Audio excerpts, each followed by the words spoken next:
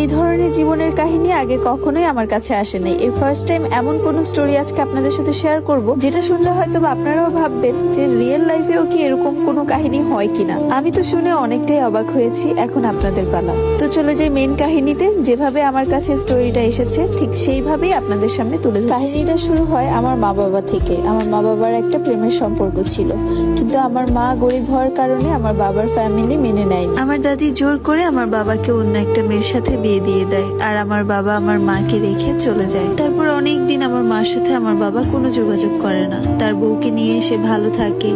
কিছুদিন পর তার 2টা ছেলেও হয়। হঠাৎ করে আমার আব্বু আবার আমার আম্মুর সাথে যোগাযোগ শুরু করে এবং যোগাযোগটা খুবই গভীর থাকে। আস্তে আস্তে এতটাই গভীরে পৌঁছে যায় যে আমি আমার আম্মুর পেটে চলে আসি। আর আমার আম্মু যেদিন থেকে জানতে পারলো আমার আম্মু প্রেগনেন্ট, সেদিন থেকে আমার বাবাকে জোর করতো বিয়ে করার জন্য। কিন্তু আমার বাবা আজকে না কালকে, কালকে না পরশু এমন করে করে আমার মাকে সময় দিয়ে যাচ্ছিল। আর আমার মার তো এদিক দিয়ে খারাপ অবস্থা হয়ে যাচ্ছিল, কারণ আমি আস্তে আস্তে তার পেটের মধ্যে বড় হচ্ছিলাম। যখন আমি আমার মার পেটে 7 মাসের, তখন পাড়া প্রতিবেশীরা আমার মাকে অনেক বাজে বাজে কথা বলতো, অপমান করত। এই সমস্ত কিছু আমার মা সহ্য করতে না পেরে আমার বাবার বাড়িতে চলে যায়। আমার মা যে আমার দাদির কাছে সবকিছু বলে। আমার দাদি রাগ করে আমার বাবাকে ডাক দিয়ে জিজ্ঞাসা করে, কিন্তু আমার বাবা আমাকে অস্বীকার করলো। সে বলল আমি নাকি তার বাচ্চা না, আমার মায়ের পেটে আমার বাবার সন্তান না, তার মেঝো ভাইয়ের সন্তান। আর এইদিকে আমার আব্বু তার মেঝো ভাইকে লুকিয়ে নিয়ে তার পায়ে ধরে বলে, ভাই আমাকে বাঁচাও, এই বাচ্চা আমার, কিন্তু তোমার নাম দাও, আমার আর কোনো উপায় নাই। এই সব কিছু শুনে আমার মা অনেক বেশি ভেঙে পড়ে এবং সে আত্মহত্যা করতে যায়। তখন আমার মেঝো মা তাকে আটকিয়ে বলে, তোমার আত্মহত্যা করতে হবে না, তোমার সন্তান আমরা পালবো। এভাবেই 2-3 মাস কাটার পর যখন আমার জন্ম হয়, তখন আমার মা আমাকে 2 দিনে রেখে গলায় ফাঁসি দিয়ে মারা যায়।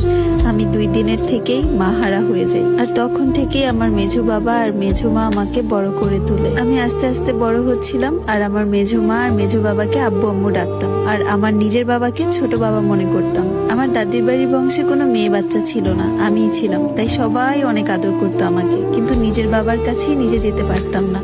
আমি তো জানতামই না যে সে আমার বাবা। আস্তে আস্তে আমি বড় হতে লাগলাম। আমার মেঝো বাবা, মানে আমি যাকে আমার নিজের বাবা মনে করি, তার সাথে আমার সম্পর্কটা ছিল বন্ধুর মতো। সে আমাকে অনেক ভালোবাসতো। আমার মেঝো মাও আমাকে অনেক ভালোবাসতো। হঠাৎ করেই আমার মেঝো বাবার ক্যান্সার হলো এবং সে মারা গেল। বাবার আদর স্নেহ থেকে আবারও বঞ্চিত হয়ে গেলাম। নিজের বাবা থাকতেও নেই। যে বাবাকে বাবা মানে জানতাম, সেই বাবাও চলে গেল। কিন্তু আমার মেঝো মাও আমাকে অনেক ভালোবাসতো। আস্তে আস্তে বড় হলাম। তারপর আমি একটা ছেলেকে ভালোবাসলাম। অনলাইনে যোগাযোগ হলো, মানে ফেসবুকে পরিচয় ছিল। সে আমাকে অনেক ভালোবাসতো, আমিও তাকে অনেক ভালোবাসতাম। হঠাৎ করে